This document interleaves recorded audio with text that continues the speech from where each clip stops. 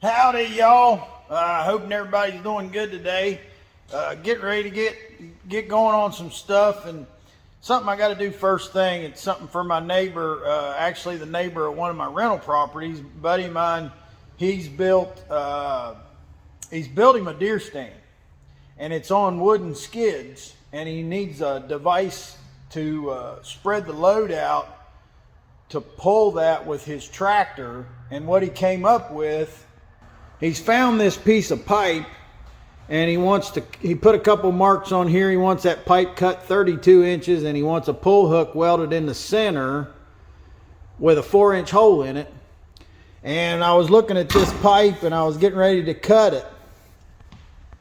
So when I saw how rusty that pipe was, and I was getting ready to cut that, it prompted me to think of a few things that I wanted to go ahead and share with you. And it's kind of like one thing leads to another sort of thing. Now, a piece of pipe like that, normally I would throw it in my chop saw and cut it. The reason that I'm not going to throw that in my chop saw and cut it is because of that rust on there. That scale rust on there is extremely hard on these blades. And just about anything that machines steel, like a drill bit, or these blades like my chop saws have got. Let's take a look at this. So we look here I run the DeWalt 872 chop saws. These are a low RPM saw that takes, they take 14-inch blades that have the tungsten carbide teeth on them. And these teeth are soldered onto that blade. And the way that they're soldered onto that blade makes it where, right here's a new one. To me, that it makes it critical that you understand tool RPM. When I thought about the rust, and I thought about how I've already found out that cutting really scaly, rusty stuff like that pipe with these saws, it dulls those blades right off the bat. It's not worth ruining an expensive blade on something rusty like that. When something's that rusty and I have to cut that pipe, I'm going to cut that with a torch or something else. I'm not going to ruin the blade.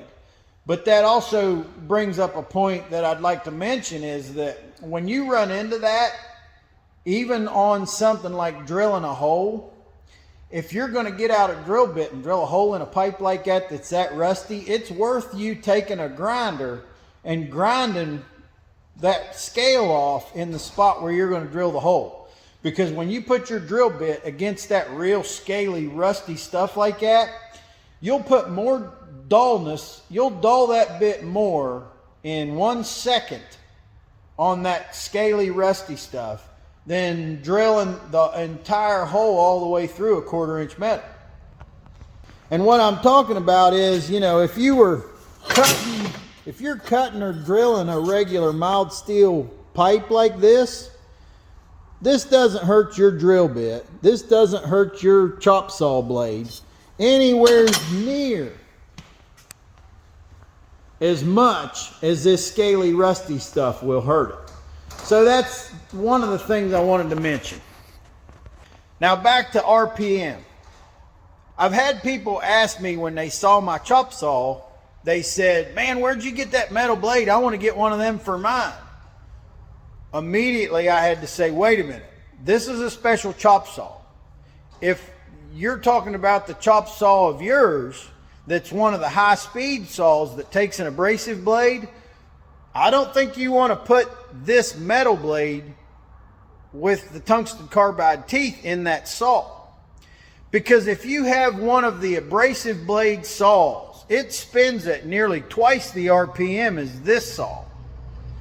This lower RPM saw that's in, you know, I don't know, 2,000-3,000 RPM range, it's safe to turn these blades. But in my opinion, it's not safe to put this blade in one of the high RPM saws and run it. If one of those tungsten carbide teeth come off there, when you're spinning that thing at 7 or 8, 9,000 RPM, whatever them things are, twice as fast as it's supposed to be spun, then, I mean, that thing be like a 22 bullet coming at you. It's just, that's not cool. Well, when I thought about that, about the saw, it reminded me about, I've had a couple requests for people saying that they would like me to do a video about grinders and talk about the grinders and the grinding wheels and stuff, the attachments I use for grinders. So I want to put that right in with this, because since we're talking about tool RPM, it's really important to pay attention to RPM when you get into grinders. So we take a look here at these grinders. And if we're thinking about RPM, die grinder, end grinder like this, 26,000 RPM. That thing's ripping. 4.5 inch grinder, 10, 11,000 RPM on these. 7-inch grinder, probably 6,000 at the most. 7,000 maybe. Your 9-inch grinder is going to be slower. This wheel right here is rated for 6,600.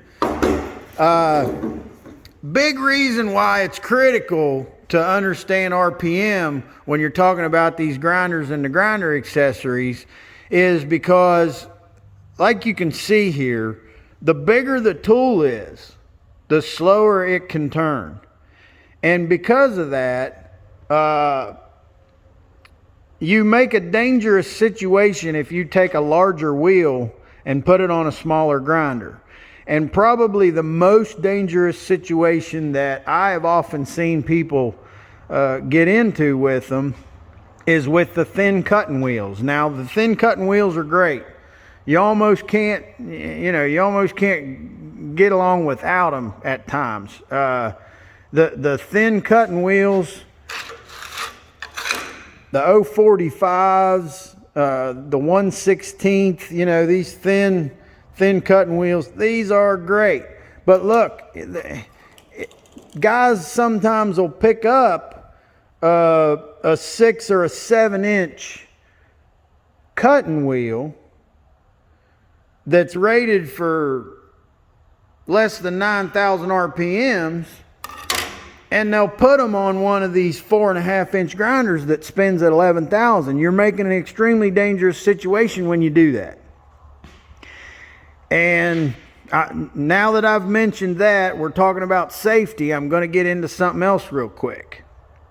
Because every time people talk about grinder safety, they start talking about guards. Now, I've got a couple grinders with guards here, and I'm going to go into that a little bit.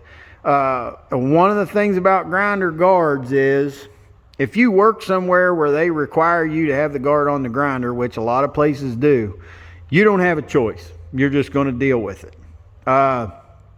With me being an independent contractor, it's basically up to me whether I want a grinder on my a guard on my grinder or not. And here's where I'm going to share my opinion, and everybody can make comments and argue about it if they want to. There is nothing, in most cases, more dangerous on a grinder than a guard. And here's why. A grinder guard creates a pinch point right there. And for most grinding operations, a guy should be using one of these 1/4-inch thick wheels on a 4.5-inch grinder. That's the most common thing that you could have just about anybody do. Have a 4.5-inch grinder. That's one of your smaller grinders, but still big enough to be effective, with a 4.5-inch wheel on it. See, what happens is, the way this wheel spins, it's spinning 11,000 RPM. Now, if you were to accidentally get your hand or any part of your body right here, that guard is going to cause this grinder to eat you alive.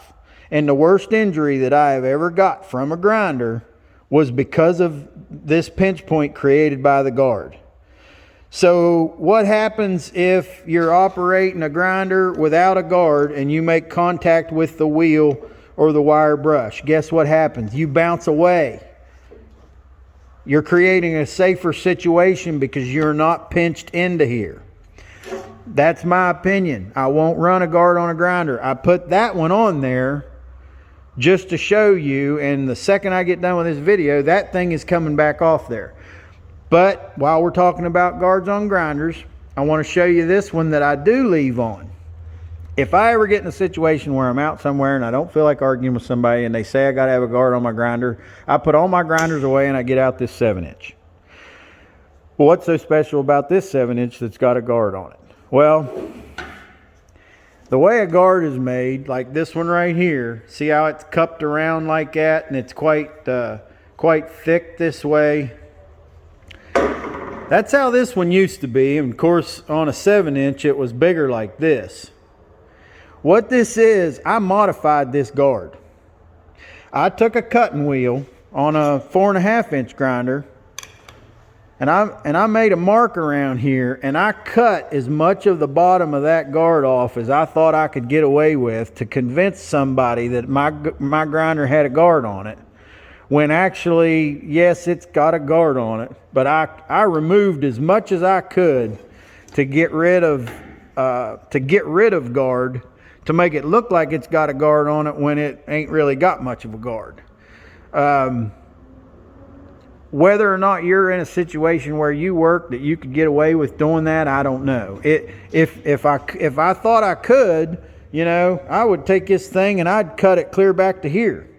You know, I don't know what you're going to be able to get away with, but if you get a new grinder and you think you can get away with that, maybe paint it, I don't know.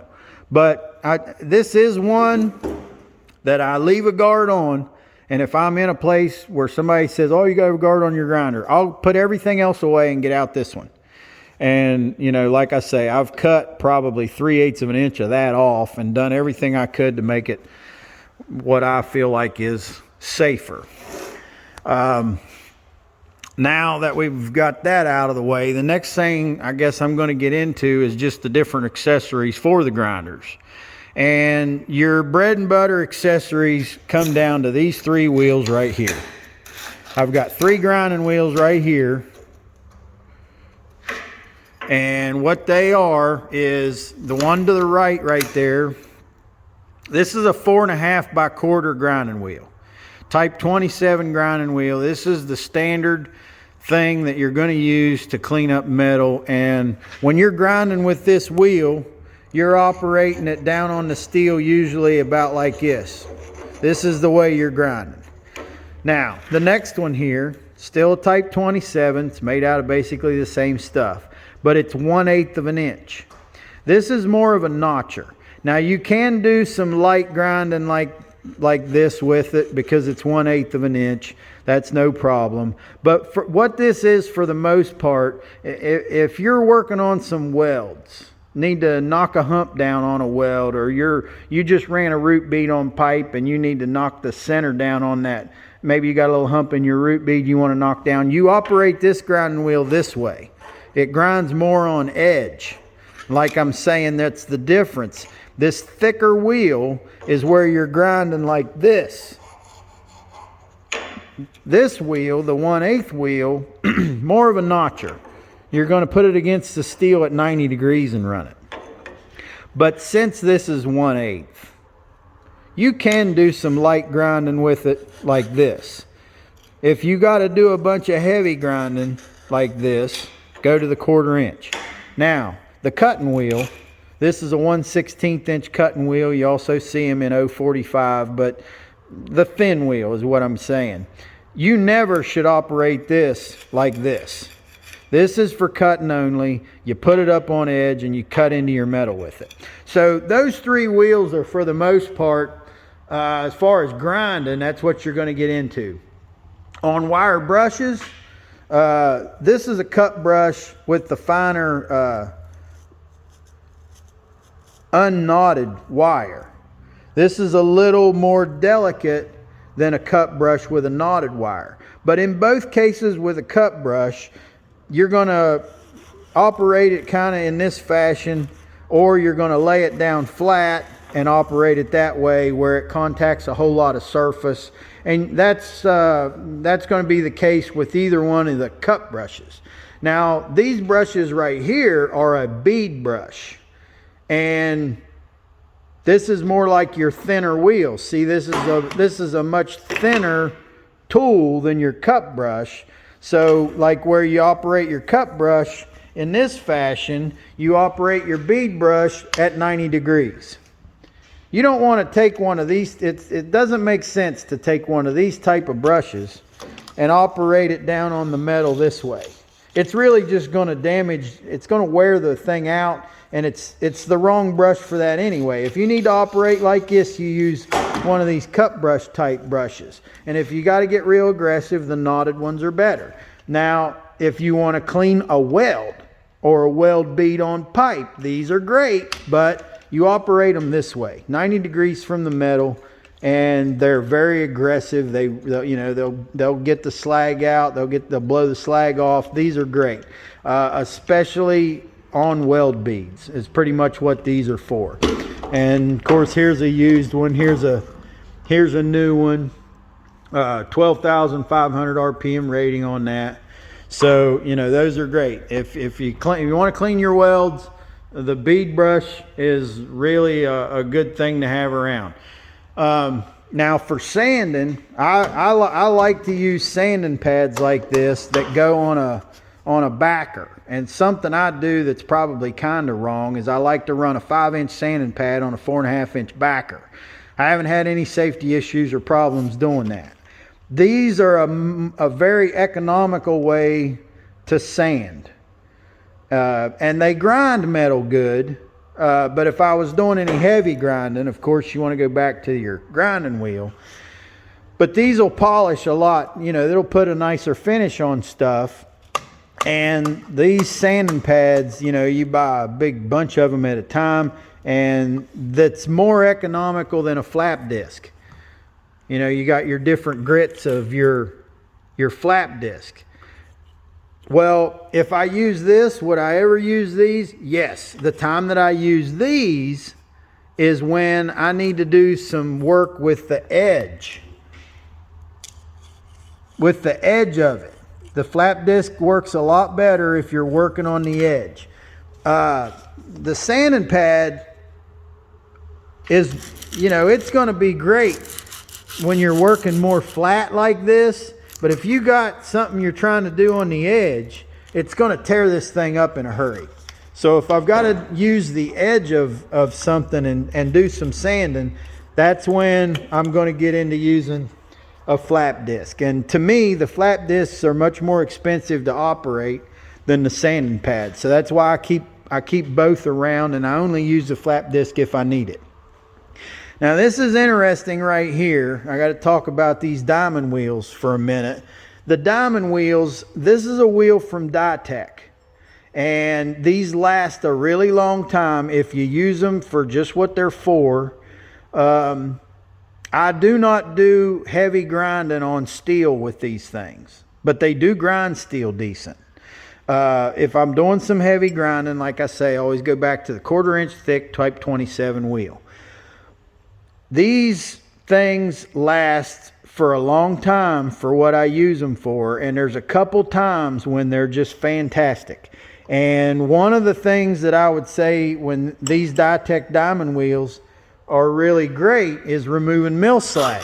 And I did that a little bit on this bar just to show you. See over here, I've removed that mill slag with that diamond wheel. And the mill slag, it looked like that. So the thing that's so fantastic about that diamond grinding wheel on removing that mill slag is if you try to remove that mill slag with something like this, or a sanding pad, or a flap disc, what happens is it gums the tool up. That mill slag gets in there, and it just, your sander, your grinding wheel, whatever, it'll gum it up. If you're trying to use these sanding pads or a flap disc to remove mill scale, they won't last very long. You can take one of these Dytek diamond wheels And you can clean mill slag off a steel like that and run it all day. This one right here, I've probably had for 10 years. And if you look at it, it used to have diamonds at the edge, and those diamonds are gone. But the diamonds on the flat still run. And here's a new one, a newer one, that's got all the diamonds still on it. And the thing that really upsets me about this is, I was talking about this recently with my welding supply, and they were telling me that they tried to order some more of them or something, and they were discontinued. So I don't know if we're going to be able to get those anymore. And now I'm going to be on a search to find another product just like this that I can use for this purpose, because it's a good use to be able to do certain things. These remove paint really well without gumming up, and they take mill slag off really well without gumming up. And I just the only other thing I would mention is, for that purpose, another thing that I have used in the past is I have used the diamond grinding wheels for concrete, and they'll remove mill slag. I don't know if it's dangerous to do that or not, but I've done it and it worked fine. So if we can't get these, we may end up buying the ones for grinding concrete and using those sometimes for that purpose. Well, and there's another thing I want to show you about these wheels, and something that is interesting. If you see the holes in this wheel, that has an interesting effect. You first see the holes in the wheel and you think, well, maybe that makes it run cooler. Well, it probably does. But something else that it does, this actually allows you to view the surface that you're working on while you're working on it. And this might be loud, so be ready for this, because I'm going to turn the grinder on and I'm going to try and film this. But I'm going to see if I can show you. I'm going to see if I can show you how you can see through that wheel and see the surface that you're grinding.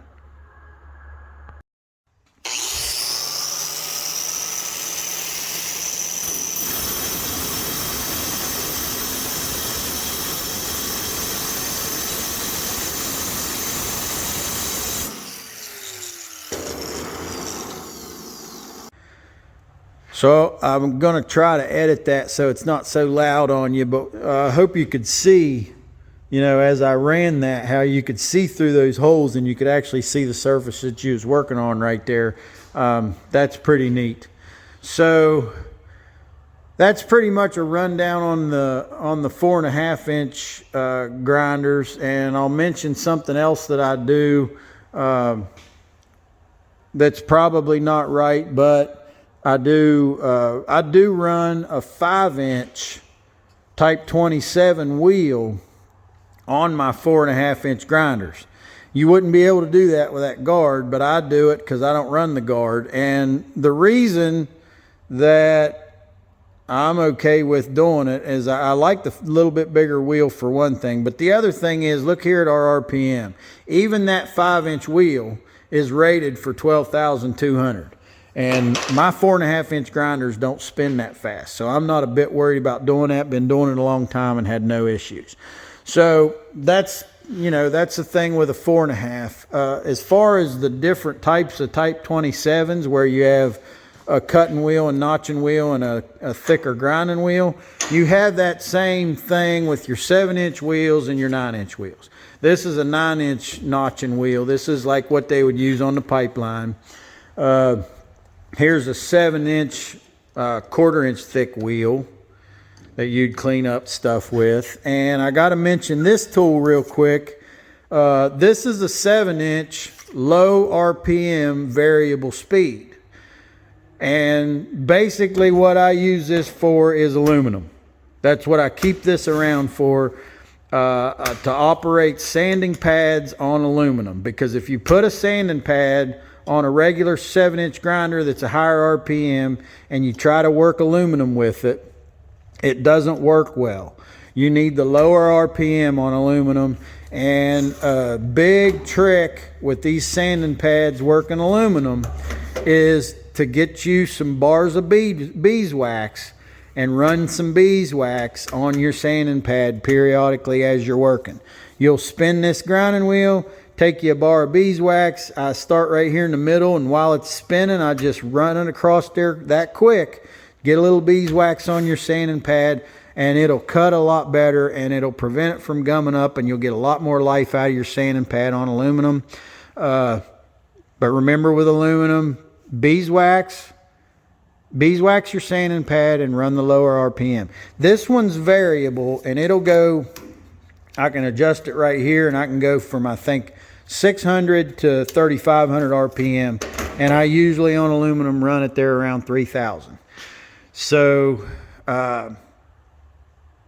since we've kind of went through the accessories, what I'll talk about now for a minute is the grinders themselves. The best grinder that was ever built is right here. And before we even get into it very much, you can't get these anymore. This is a 4.5 inch Hitachi that was built before they combined forces with Metabo. And the thing that really makes me sick about this, years ago when I was starting into business, you know, in like the late 90s, the year 2000, when I was just starting into business for myself, Metabo was the grinder that set the standard by which all other grinders were judged. The Metabo was it.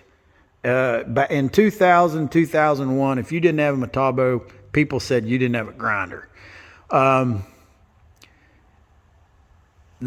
Through all the years and all the grinders I've used, this Hitachi right here that I'd been able to get from Lowe's for the last probably 15 years, 10 or 15 years, this Hitachi, they have a strong motor, tough gearhead, great price. I'd buy these for about 39 bucks, I think, back then. This was the best grinder ever made. And now Hitachi and Metabo have combined, and they have replaced this tool with this one, and they put the Metabo name on it. And this tool is crap. Where this Hitachi would last me a decade as a welder using it every day, I can ruin one of these Metabos in less than a year. The gearhead on these is crap. The bearings in the head, this one's probably 6 months old.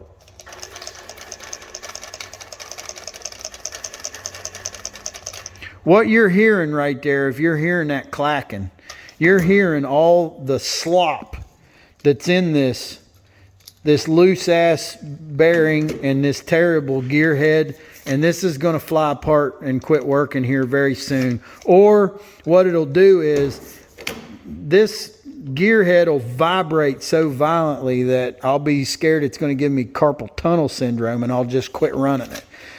Metabo, I'm sorry, but you've went to hell. If I don't know if Metabo bought Hitachi, Hitachi bought Metabo, but this right here was formerly the best grinder that I had ever used. I'd bought several. It's not just a fluke. I had a half a dozen of these in the last 15 years. This was the best grinder ever. Toughest, best grinder ever. And if you go to Lowe's to get one of these now, the only thing available is this, and this is junk. If you're going to buy this crap at Lowe's, you just well go to Harbor Freight and get one of these. This is a decent grinder, this Bauer from Harbor Freight, and it makes me sick to say that. These are cheap and they're fine. I don't know how long they'll last. I haven't had them very long, but so far they seem fine, and they don't have near as much slack in the gearhead as that Metabo does. The most impressive 4.5 inch grinder probably right now that I've run recently are the DeWalt, and I don't have any DeWalts right here in the 4.5. My buddy Dalton's got them, and they're better than any of these. And when you run them, they're noticeably stronger. It seems like the DeWalts he's got that I've run, it seems like they spin at a higher RPM, and when you get down on it and put them into the metal, they don't slow down like these other ones. So I would say if you want a good grinder right now, I would say go with the DeWalt. But one of the things that you'll see on a lot of DeWalts is that paddle switch. I hate those things. I break those off. They force you to hold the grinder a certain way, and I like to just turn that thing on and it be on. Which maybe, you know, maybe this type of turn it on and it stays on, maybe that's more dangerous, but that's what I like, and I don't like the paddle switch. But you can get the DeWalt with that kind of switch. So probably if I buy any more grinders, if the Harbor Freight, I would probably have some DeWalts right now if it wasn't for the fact that the Harbor Freight is so stinking close to my shop right now. We've got a new Harbor Freight store in town, and it's very close, and I can be there in no time. And I've run into times where I bought stuff there just because it was so close, and I stopped and I buy stuff. But I was lucky to get one of these Hitachis before they combined with the Metabo and started making junk. Now this grinder right here has been with me since I started in business. This is a DeWalt, and this is from the generation right after DeWalt bought Black & Decker. And Black & Decker used to make this grinder called a Wildcat. The Black & Decker Wildcat, back in the day, that's what I ran when I was 15, 16 years old, very first started working in a welding shop. Everything we did, we didn't even fool with those little ones. We never used a little grinder where I first started working. A 9-inch, quarter-inch thick blade was all we used at that very first shop that I worked at. And we ran the Black & Decker Wildcat, which was, they're just tough, very rebuildable. You know, you have a switch go bad, you put a switch in it. Well, years later, DeWalt bought Black & Decker, and they built this grinder, and this grinder is built exactly like a Black & Decker Wildcat. It's just yellow. The old Black & Decker Wildcats were black, but those are great. And I've had that grinder for almost 23 years. And I think it's had a switch put in it. It's got the original brushes in it. They're that tough. So next thing I guess I'd mention is getting into the cordless. The cordless grinders that I run are these Makita with brushes. And I've had these for a long time, and these are very good. These are, I'm really happy with them. And since I have had several of those 4.5-inch Makita that I was happy with, I bought this one. This is a 5-inch Makita brushless. This thing is crap. This thing is slow RPM, very little power. I got the thing and I got it out and ran it probably way too much before. I kept thinking like my battery was bad or something or whatever, and I found out it wasn't the battery, it was the grinder. But honestly, if I had it to do over again, right off the bat, I probably would have sent that grinder right back. I'm very disappointed in the 5-inch brushless Makita. That thing has no power.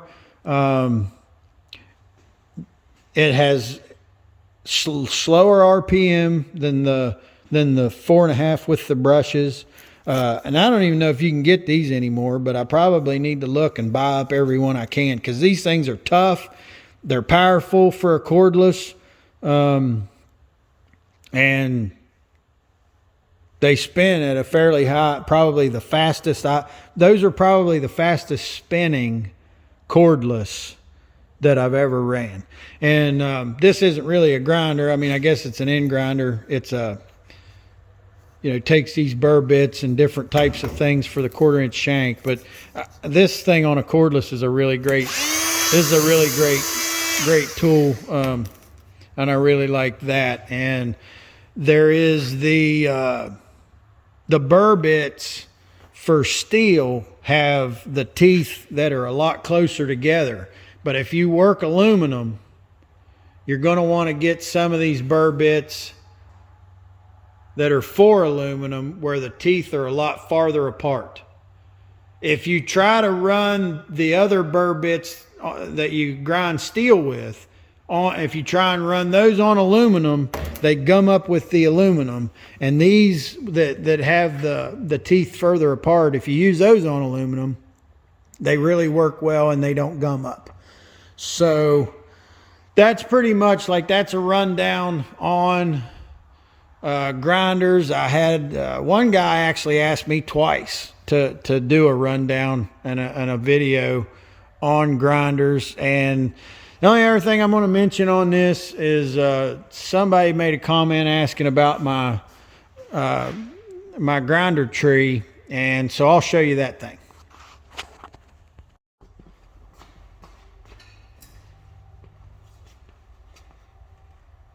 What those are right there, those are the tool magnets that you get at Harbor Freight to hang tools on.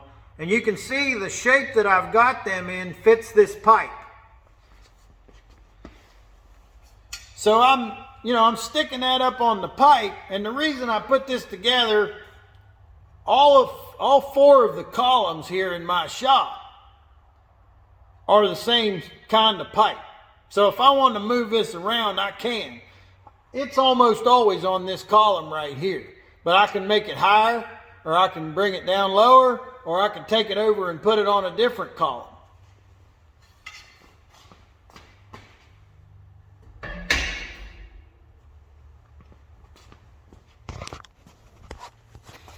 So it's also kind of nice, not only can I move it around, but I can move it up and down, or I could put it on that one over there, or whatever. So let's put some grinders on it and we'll take another look. So we got some grinders hung up on the tree. You can make something like this, you know, also you can make something like this and put it on a jack stand if you want to move it around. I do have one thing that's got a horizontal bar it's a pipe with a horizontal bar that I stick in a jack stand sometimes to hang up a grinder in pretty much the same way. If it's like to have one next to me working where I don't have to bend over and pick it up off the floor or whatever if I'm not near the table. Of course, a lot of times they're sitting on the table. But one of the things you might see about this too, doing it this way, I don't like to, for the grinders that's in the shop, I don't like to wind the cords up. I do probably a lot, like the grinders that are in my welding truck, in the service truck, that now those I have to wind the cord up because of the way I store them in the truck. But you'll get your cords will be a lot nicer and less kinked, and probably even last longer if you don't just take them and wind them up so tight every time. If you can leave them hang like this, and it's quicker too, you know. I mean, if I'm going to get this grinder, I'm going to grab the grinder and the cord and the whole shooting match and go. And I don't have to unwind it to use it, and I don't have to wind it back up to put it away. So that's my rundown on the grinders. Figured I'd knock that out real quick, and I got to get to it, y'all. So y'all have a good one. Thanks for watching.